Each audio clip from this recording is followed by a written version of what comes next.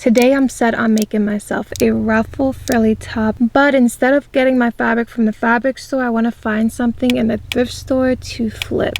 I really wanted to find a lightweight top or a dress that already had some ruffles, and I found these here, but I wanted more summery colors. Then I found this super cute matching set. It doesn't have the ruffles I wanted, but the colors are perfect, so I'm taking this home. I know it might be hard to see the vision right now, but this fabric is just so cute. I love it. It's exactly what I was looking for, and I am so hyped to turn this into my frilly ruffled top. So the first step is going to be to cut off the collar, and I'm also going to cut off the buttons right along here, so just beside the buttonholes and just beside the buttons. Let's go do that, and then after I do that, I'm also going to remove the shoulder pads. They love shoulder pads in the 80s and 90s, didn't they?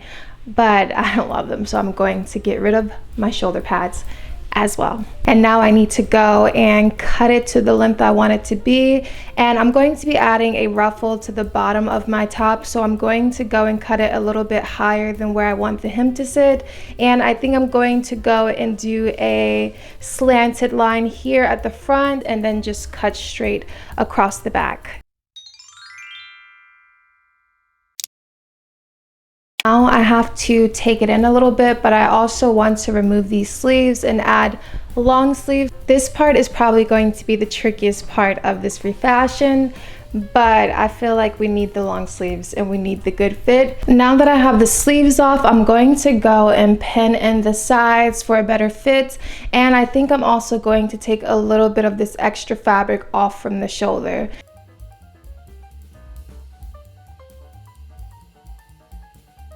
I went and cut my longer sleeves from the dress using the sleeves I'd taken off of the top as a guide and just made them longer. Depending on what alterations you make to the shoulder and size, the sleeve might not fit back in, but my alterations didn't really change the size of my armhole, so I was able to trace that onto my dress to create longer sleeves. And I was so nervous when I was cutting these sleeves that I was taking away from the material I'm going to need for the ruffles, because I want to completely outline the edge all the way around with a ruffle. I'm going to be adding a ruffle to each hem of the sleeve, so I'm hoping that it's enough material to add all the ruffles I want. For the sleeve ruffles, I went and measured the bottom edge of my sleeve. Half my sleeve measurement was 5 1/4, so the full length would be 10 1/2. And I went and found a circle object that matched the length, and look at this. The top of this glass is a perfect match. So I traced around the glass onto my paper, and then I got this plate to create a bigger circle around my first circle, and I realized when I was tracing it how hard it is to make sure the smaller circle was centered, and that it was probably a better idea to trace the larger circle first.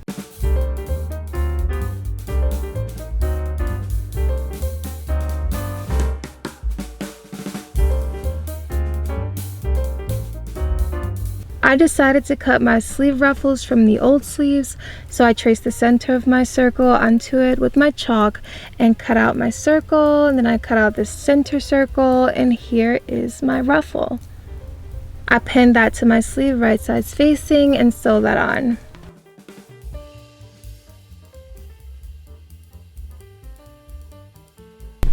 Here is one sleeve complete with the ruffle at the edge, and I think it's looking so cute. I was going to do a double fold along the bottom of my ruffle to finish the sleeve, but I decided to just go ahead and serge the raw edge, and I used white serger thread because I didn't have any blue serger thread, and I didn't know if I was gonna love it or if I was gonna hate it, and I think that it's actually pretty cute, and I think that I'm going to end up doing that with the ruffle I make for the rest of the top as well. For the ruffle that's going to go around the bottom, the inner edges, and the neckline, I decided to cut 2 ruffles. That would be the measurement from the center back of my neckline to the center back of the bottom. So I measured that to see how long each ruffle needed to be. Then I used this circle ruffle method I found on Pinterest to create my ruffles. I created that center circle and then since I wanted my ruffle to be 2.5 inches wide, including seam allowance, I began to measure 2.5 inches around the circle until I got this. I decided I wanted the center back of my ruffle that would go at the bottom to be a little wider, so I widened that a bit and then I cut this out. Cutting this from my fabric was kind of difficult. I don't know if I was overcomplicating it, but using weights should help. I didn't have any weights, so I used all these items I had near me as weights, and I cut 2 of these out. Now I went and pinned one of the ruffles on, and I realized that I'd need to cut this into 2 pieces or else the top half of the ruffle would sit wrong sides facing up.